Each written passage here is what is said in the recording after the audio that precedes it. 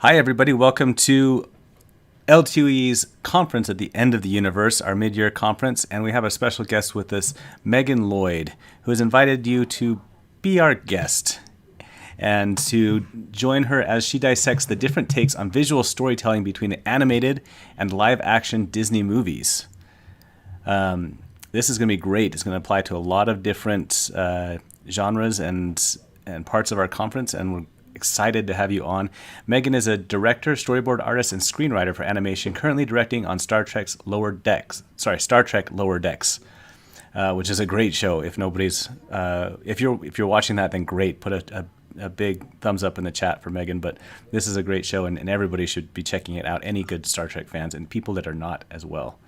You can also follow Megan on Instagram and Twitter at Third Child Art. And because I practiced this website, I'm going to give you her URL as well. It's www.sismademeview.com. Did I get that right? You did. Wow. Thank you. All right. Take it away, Megan. All right. Hi, everyone. My name is Megan. As mentioned in my introduction, I work in animation. Besides my work doing art and writing, I'm also a producer as well. I've written 2 shows that are currently in development, and when this season of Star Trek wraps, I will move on to be an executive producer and showrunner for the first one of those projects moving into production. So, as someone who knows all of animation inside and out, I have a lot of opinions. And today I'm going to be sharing some of those opinions today with you. Underneath the Fair Use Act of the United States copyright, all of the images I show from today are taken from Disney animated and live action films, but I'll be presenting these stills in an educational context and talking about some of the artwork and thought that went into producing each of them. So, I'm going to preface this with, it's no secret that I like the original animated better than the live action movies. Today, though, I'm not going to go deep into the changes in the writing or the costuming, and you will not believe how much I had to narrow down what I wanted to talk about with you all today. So I have shrunk my presentation to picking one aspect from 2 movies. We're going to talk a little bit about the updated character designs in the live action Beauty and the Beast, and then we're going to touch a little bit on the color design and lighting in the live action Aladdin. So today is going to be about what is a detail versus what is a design. Doesn't it sound like those 2 words would be synonymous? We're going to open it up with a piece of artwork that I think a lot of you are familiar with, and it is the Scream. So this is a picture that does have a lot of details in it. Not necessarily realistic detail, but we have a lot of texture. We have a lot of colors. We have a lot of line work. And even though all of these different elements are used all over the piece, it's not a hyper-realistically detailed photo. However, it gets across, I think, the emotion that went into creating this picture. And sometimes the emotion I feel on a Monday when it's only 3 o'clock in the afternoon and I have to work for 3 more hours.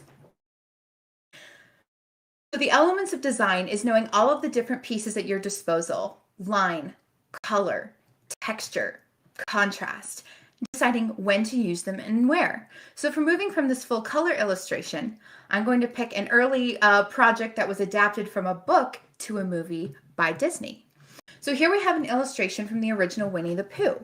It's a simple black and white drawing, and almost right away your eye is drawn to, I would say, I look at Christopher Robin first. And one of the reasons why my eye is drawn there is we have what's almost a white circle in this dark cloud up here. So our eyes are trained since we are small to look for faces, to see human faces in clouds, in abstract illustrations, in that weird bark on the tree that you pass by. So when you're presented with an illustration, generally you search for a human face first. If there is no human, yep. My slide didn't move over. How rude.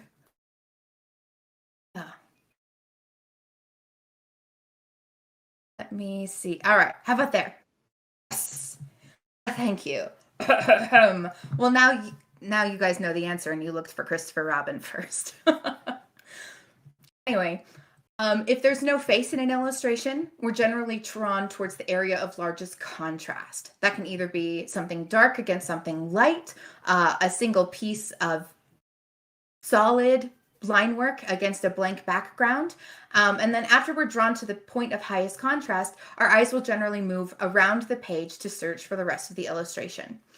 So this is a very detailed piece, but there's not necessarily realistic detail. There's lines that evoke grass. There's scribbles that evoke a bush. Our eyes are able to take the next couple steps from this collection of lines and piece it into this illustration that we see. That's something that our minds can just do. We can see the abstract and we can pull reality from it.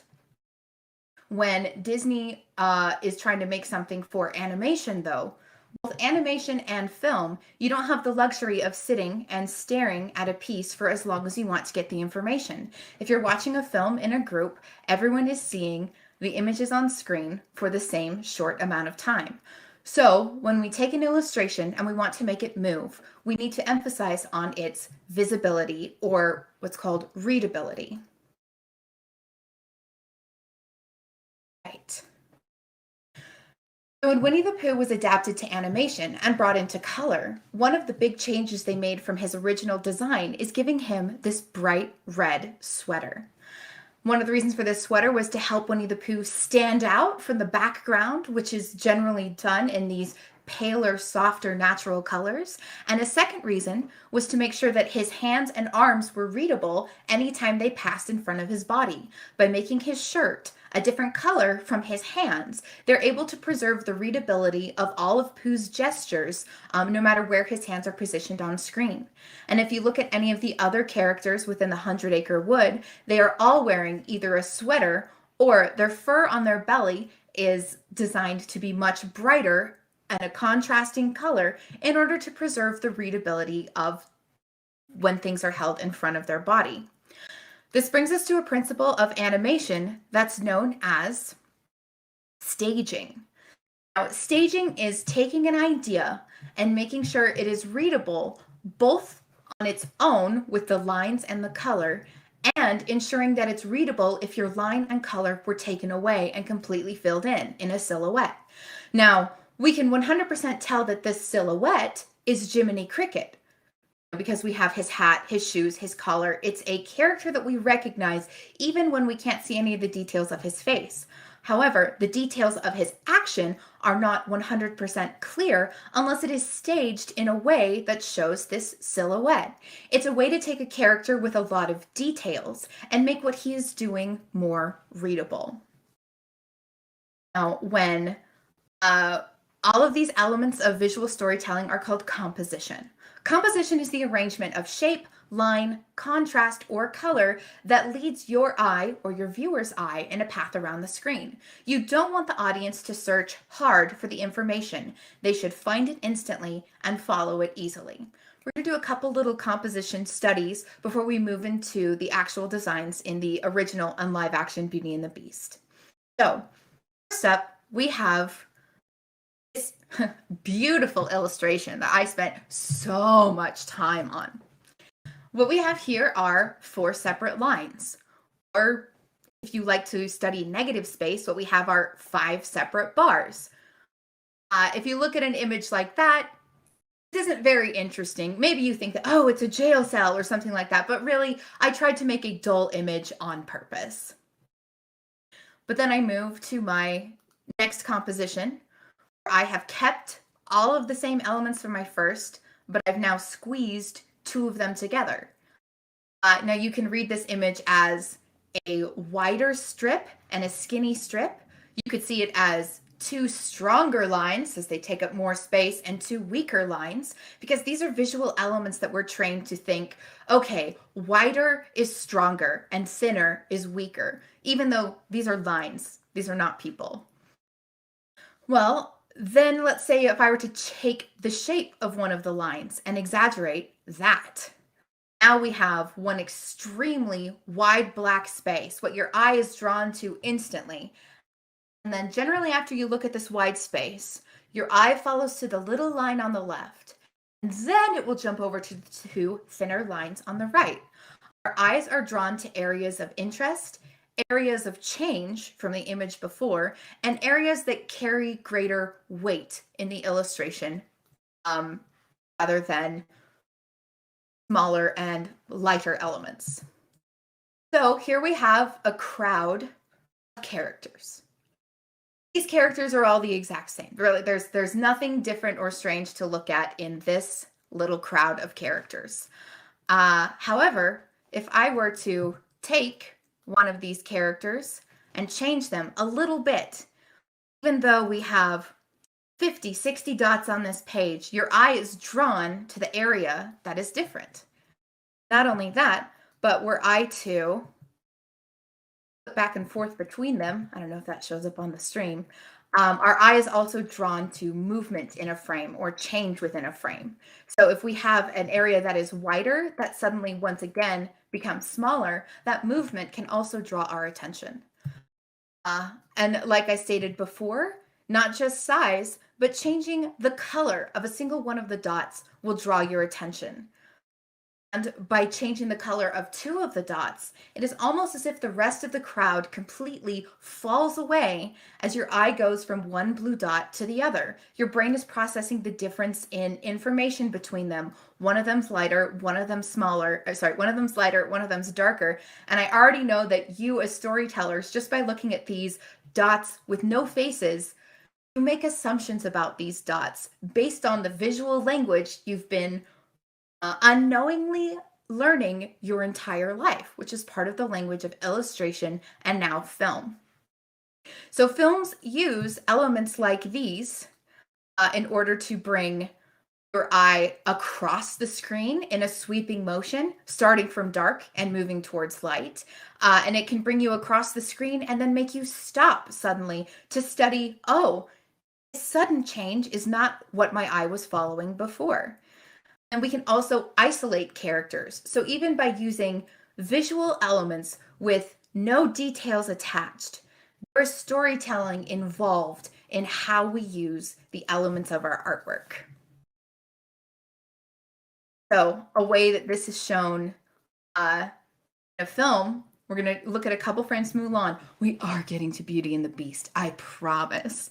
But here in the animated Mulan, we have our dot example with hundreds of tiny, tiny enemies. We cannot see their face, we cannot see their detail, but there's storytelling inherent in this single image just by seeing that dot that's divided from the others, their leader. When you have a detailed set, when your characters are so far away that it's hard to see them, you can use elements of your background to make them stand out. Here, the mother and the grandmother are standing in a frame within composition created by this gate. It's an element called frame within a frame, and our eyes are drawn to them. In a more subtle way, the shadows cast on the wall behind Mulan and her father, by giving them a lighter space of the wall to sit in front of, it is also creating a frame within a frame for them. Even though there's a lot of beautiful detail in the foliage and the stuff that's closer to camera, even though it's darker, even though it's more detailed closer to us, our eyes are still drawn to these characters whose faces we seek out, and the way the background is structured in order to highlight them in front of a wall of texture.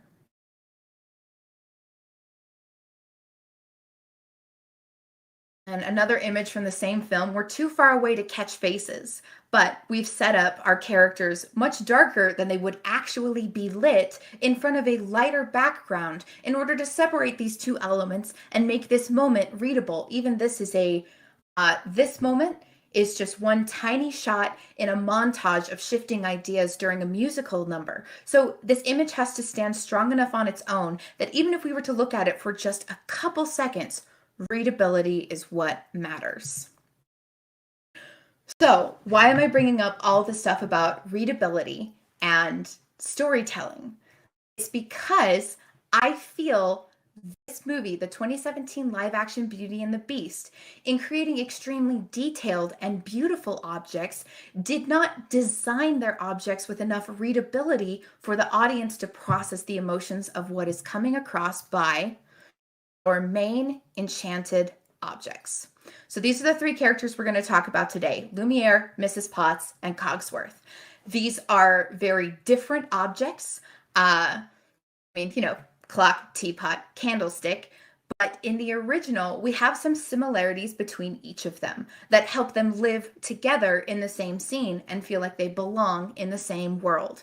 First off, with all of these three characters, their eyes are of similar size. Obviously, Mrs. Potts will be slightly larger, and on even bigger objects like the wardrobe, larger than even that. But they're still similar enough that were you to look at these three objects together or look at these three objects from a distance, you can tell where every single one of them is looking and what they're focusing on in an image. Something else these characters have in common is the area of their faces have much less background detail than the rest of their body. So Lumiere has a lot of line work on his torso and on his foot area, showing how fancy and gilded this candlestick is.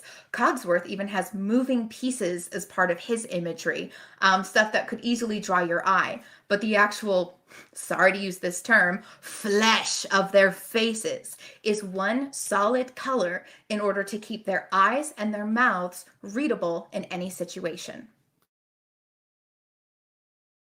Now, the filmmakers actually gave an interview about how Mrs. Potts was one of their biggest challenges, even more difficult than the Beast to bring to life. So, Steve Gobb, who is the visual effects producer on the movie, talked about how originally they tried to have the live action teapot with the spout being her nose, like in the original. And it just ended up looking too goofy. She looked like an elephant. She looked like a pig. So then they changed to putting her face on the side. And originally the face was raised detail, a lot like you see around the rim of the top of her hat. And again, they ran into this readability issue until they came to their final design, which is to have a watercolor or glaze version of her face on the side of the pot itself. It is a very beautiful design. It is a very lovely design. But the farther away this live action Mrs. Potts is from the camera, the more difficult it is to read her facial emotions and acting. Whereas animation is a teamwork effort between the voice actor and the animator, in this live action, the farther Mrs. Potts away is from the camera, the more she has to rely on her voice actor's performance to sell what's happening with her design. For our next element, we have Cogsworth, who again is very exquisitely detailed to simulate a live clock, a real clock. And you can buy this physical clock on the internet and have it in your home. However, in order to make Cogsworth equal clock as realistic as possible, they've lost the expressiveness in his eyes. He can no longer squash and stretch them, open them up wide, squint them, even look around to the same level of expressivism that Cogsworth could in the animated movie. In the 1990s animated film, Cogsworth is a very funny character, playing off of Lumiere with his anxiousness and twitchiness. I guess you could say his nervous tics. Playing off of Lumiere's much more calmer and suave energy. However, this very stiff clock in the live action, voiced wonderfully by Sir Ian McKellen, doesn't have a lot of expressivism available to his body language outside what the voice actor brings. Now, similarly with Lumiere, who is in the live action, I feel one of the most expressive and wonderful of these animated objects, he is made of one single texture all the way down. He's this beautiful golden bronze. Now, when you're up close looking at him in detail, we have a lot of small reflections in all the facets of his face. We have the exquisite detail of his eyes and mouth, which can brought to life by the animators, these wonderful, funny expressions. However, when you see this extremely exquisite detailed candlestick from a distance, since there is no variation in color, since there's no variation in weight, and I say weight meaning like weight of importance, the farther live action Lumiere is from the camera, the more we lose of his performance, which is a real shame because, again, Ian McGregor did a wonderful job. So here we have these three objects who are not only supposed to have their own personal designs, Their intent is they need to work together as a group. But in the live action, one of them has a painted face, one of them has a mechanical face, and one of them has a metallic face. I know we are a capable audience, and we're capable of looking at many different things and changing the way we think to read and interpret them. However, by making each character so different and so detailed in its own solo design, we've lost the ability for them to act together as a group. So here we have a little something called a thumbnail test. And in art, thumbnailing is when you make a small version of your image to test its readability. What I've taken are some final images from both films of comparable scenes and put them together in a smaller version to test your readability. I'm actually going to ask you to lean back from your computer instead of leaning in, because the point is not to dive in and intensely study these details. But on the first here, completely on the left, we have a group shot of 4 enchanted objects together, 5 if you count Chip in the bottom. In the top, we have, again, 4 very beautiful objects. This exquisitely detailed clock, this delicately painted teapot, this lively and wonderful candlestick, and then Babette the feather duster, who I didn't mention, but again, is of itself a beautiful, extremely detailed character. However, they can't all act together in a scene unless we're in close enough to have readability on their faces. This brings up my next contrast, which is lighting. We're going to get into a little bit more in the Aladdin pictures, but in this middle slice, we have Cogsworth and Lumiere, and of course the harpsichord. Hello, Stanley Tucci. I did enjoy your voice in this movie. We have them in a darker lighting situation, and their faces are not readable. It is not clear what's happening. Plus, if you look at their poses, it's not clear from their physical acting what they're feeling either. Their silhouette test fails. Now, on the frame below, this is Lumiere and Mrs. Potts in a very dark and dimmer situation, but through the color design, and how they're separated from the background, even as these very small images, you can see where the pupil of their eyes are looking. You can tell from the slump of Lumiere's shoulders what he's feeling. Even at this very tiny scale in a dimly lit room, these character designs still have readability, even though their detail is presented to us from much farther away. And then the final is Be Our Guest, which was very fun in both versions of the film. But again, we lose the expressivism, we lose the readability, we lose the big joy on Lumiere's face.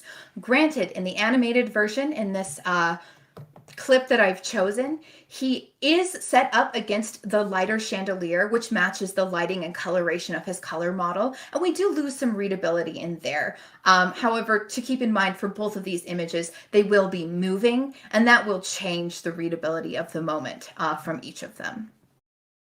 So, I do want to get to the Aladdin. So we're going to jump a little bit over the Beast himself, who was going to be a little bonus round.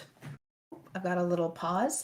But the animated Beauty and the Beast was designed by the person who animated him, Glenn Keane.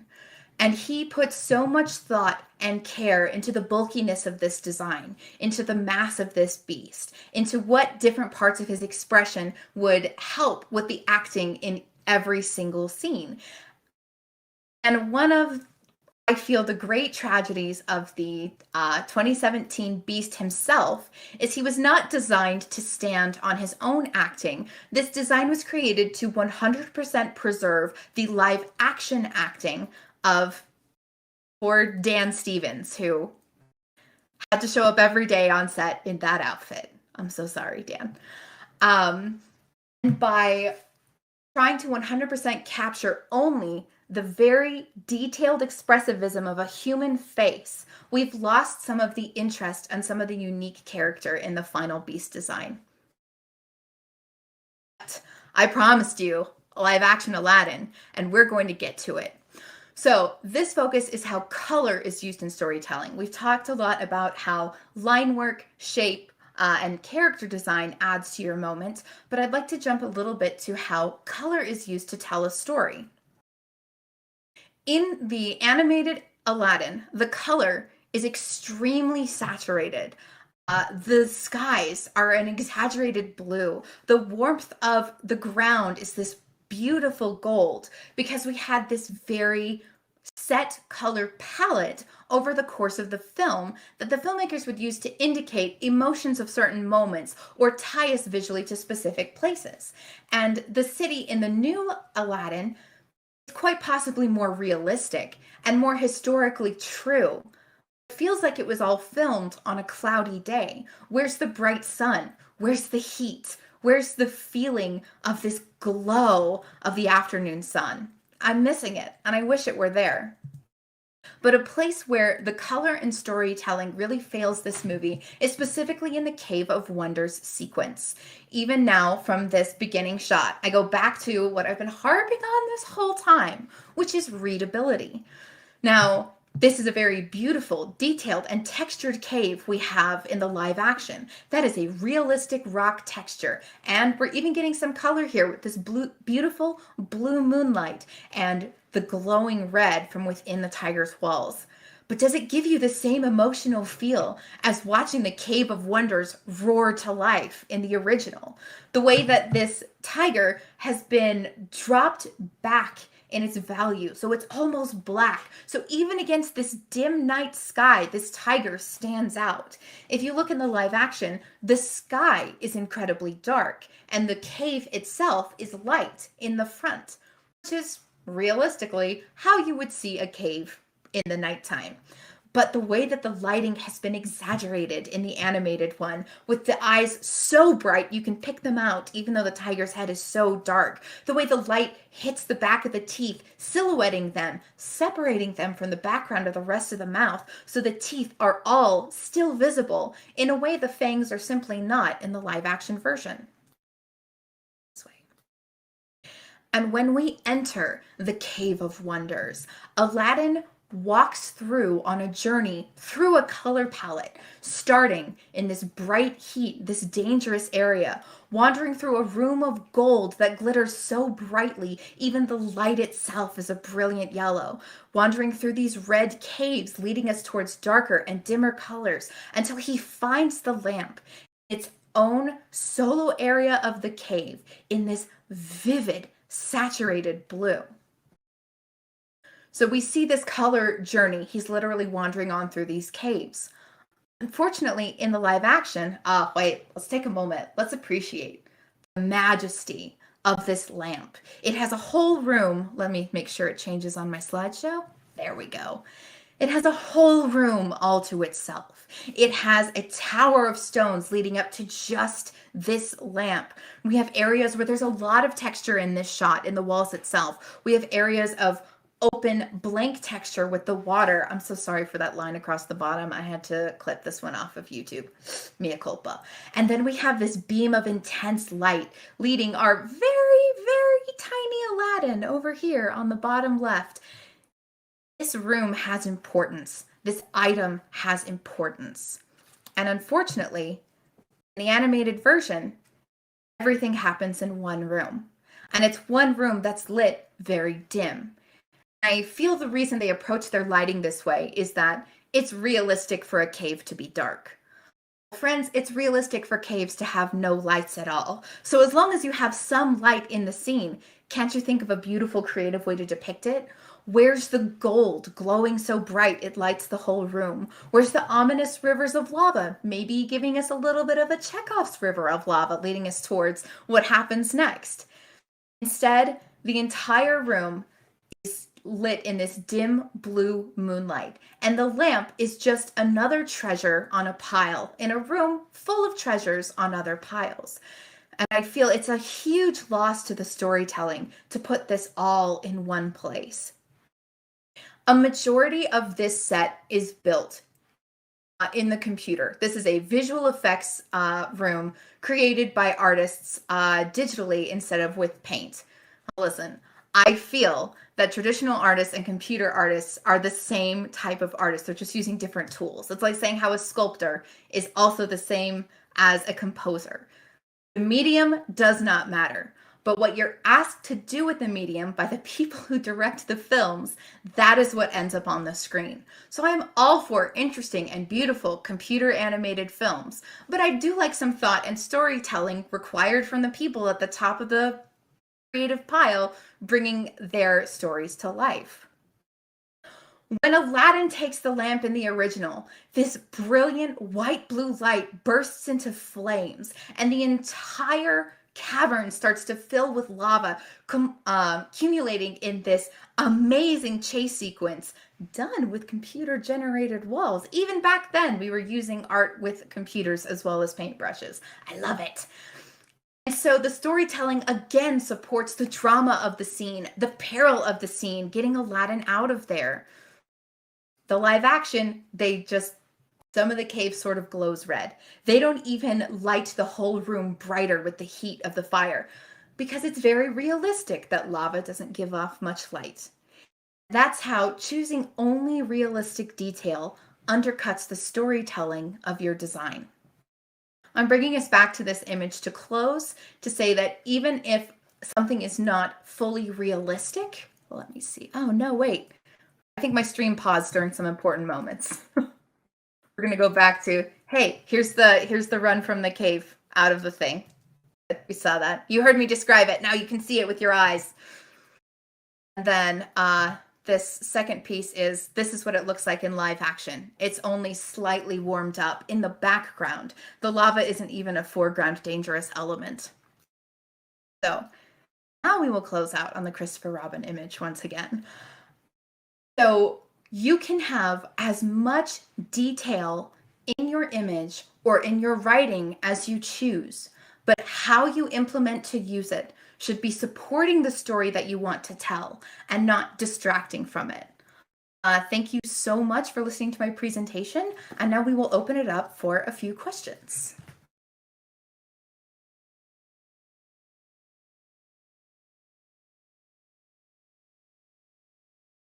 Actually, I have one more image. I can't believe I forgot this incredible exclamation point to it. Here's an artist by JCatNayc.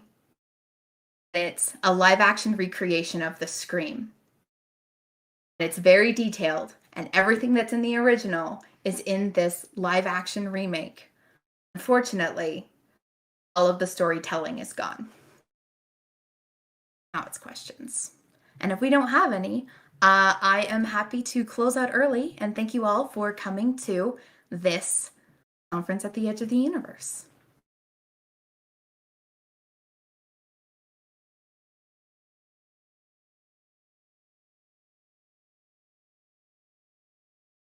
Bye. If we have no questions, it means I taught incredibly. Exactly. And everyone understands 100% of it. It was a great presentation, actually. I loved it a lot. Just that side-by-side comparison was amazing. And you are getting some comments, but no questions. So people are telling you did a great job. I had never really thought about how different the emotion was in the clarity and just being able to watch the animated ones and why I like those better than the live action ones too. Good stuff. Yeah. Listen, we all know that when we're writing, that our sentence length and where we break our paragraphs and where we end our chapters, that's all part of what makes our prose special. And like word choice is what makes it unique. When you're doing visual language, you have all those sort of choices and all those sort of different things you can use with your visuals, your sound design, where you place your camera, how you cut your camera. So you can have people who are incredible writers, but when it comes to doing a visual medium, don't use the storytelling to its full extent. Or you can have people who are incredible artists try to write for the first time, but they aren't as familiar with like how to hit the emotional beats as they do before. So while I think the Disney live action films, a lot of them are incredibly beautiful, I don't feel the filmmakers fully understood the storytelling and emotional aspect of animation that can sometimes get lost in translation. No, I think you're exactly right. That was something that I noticed that, and just a question I have is how, are there books that you have read that's the layout of the book or the writing style, the composition of the what you were just saying about the text and such has been something that's really pulled you in that you would recommend? Oh, And where would I love somebody? Terry Pratchett. Oh, geez, Terry Pratchett's great. You're right. Um, Where would somebody go to learn more about all of these ideas and concepts, just so they can understand them better? So, if you're interested in learning more about visual storytelling, I would recommend a series of books by Scott McCloud. These books are the one that I love the most is, I believe it's called Understanding Comics. Let me look this up. Scott McCloud. Scott McCloud writes graphic novels, which is a perfect combination of written and visuals. So he has written a book called Understanding Comics, where he talks about where you place something in the frame, where you decide to use your texture, where you decide to use your color or your values, because mostly the comics he does are in black and white. And I deeply enjoy his work. I also have a set of, they're called the Framed books. There's a series that's called Framed Inks, and the other one that's called Framed Perspective. And those are both drawing books by Framed Ink. Let me look it up. Marcos Mateu. It is a French name. I'm simply going to spell it. Marcos, Marcos. Last name is Mateu Mestre.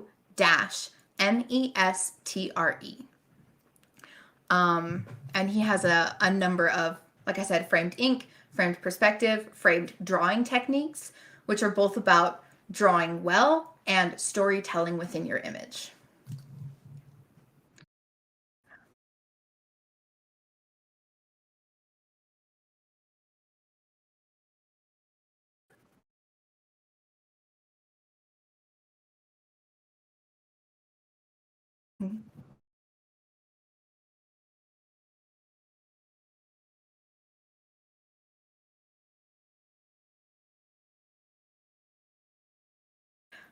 And I see they have a question before that too. I'm going to answer. I'm going to answer the white space scene first, and then I'll answer the description. So the white space, when you are doing it in a book, you can just mention it when the character notices it. So, like when they first enter the space, your character will notice it's a white space, like describe it to the audience, and then maybe if they're having a conversation with someone in there as they're taking a pause and maybe staring off into the distance. So, like you don't have to bring it up whenever you, the author, think of it. You can just bring it up when the character thinks of it.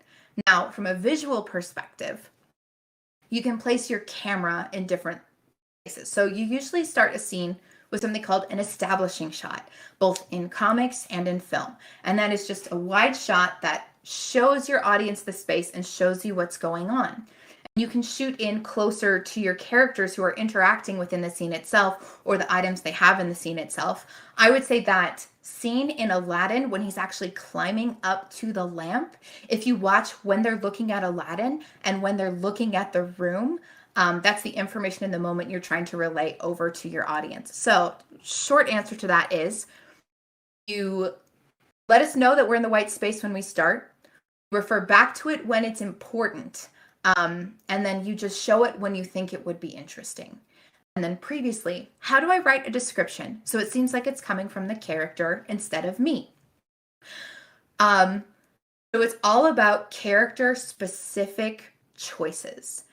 If I were to watch a Disney live action movie, you would hear me going on and on and on about the design and the details. But if my friend Alyssa were to watch the same film when it was over, she would go on and on about the costumes. Your characters will only notice aspects of the scene that are important to them or familiar to them. So let's say I'm actually going to pull an example from Brandon Sanderson's The Way of Kings because he has a very big world with lots of world building, but we really only see it from the perspective of the character we're with. So at the beginning, we meet a character named Kaladin who's coming across a war camp. He mentions the things that are familiar to him, which are the smells, which are the sounds that he hears of people like talking, and he mentions the tactical layout of the place. Those details are important to him. Another character, whose name is Shalon, she's an artist and she's exploring a city for the first time. And she is describing the fashion that people are wearing. She's describing what's written on the signs in the city. And she is describing just visual things about architecture and about elements of the world that interest her. So how you make descriptions character specific is, what is your character drawn to first, and what would they find the most interesting and important to tell to your audience? And then, like with that Christopher Robin illustration, you can leave a lot of spaces empty, or you can just really scribble in on this bush over here, because you've spent your focus on this moment, and your audience has seen things before, they've smelled things before, and they can connect out to the rest of the setting from there. All right, and I see Trisha has another. Thank you so much, Trisha. I appreciate this so much. When I try to write a description of a scene with a strong mood, I usually resort to cliches. How do I get beyond that? You gotta get creative. And you gotta, for me, getting creative means making organized lists. I know, that sounds absolutely counterintuitive.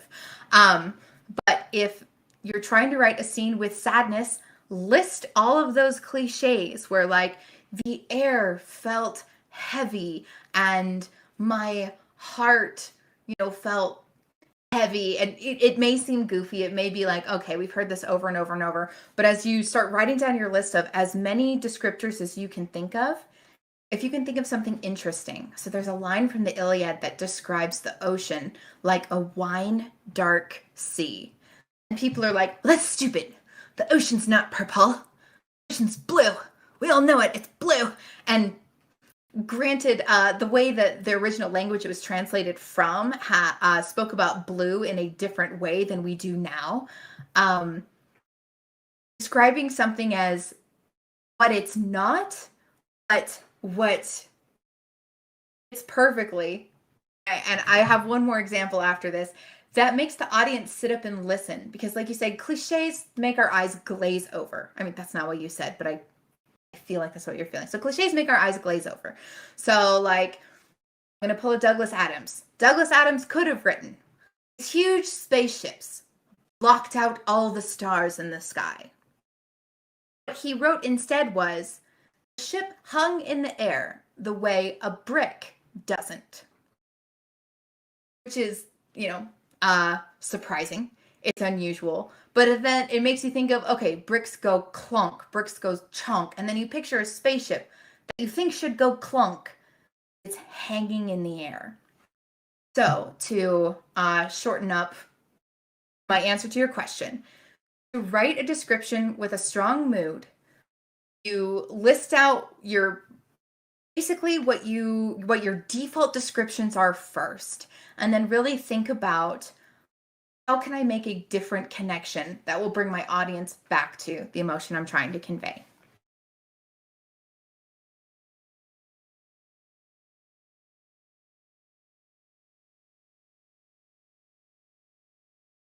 I could talk about the Disney live action films for hours. I know I only talked about still images.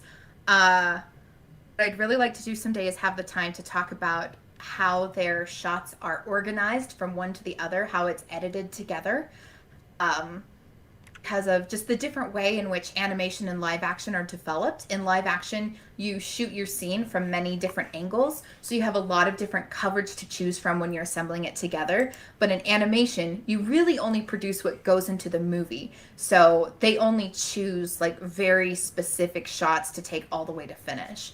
And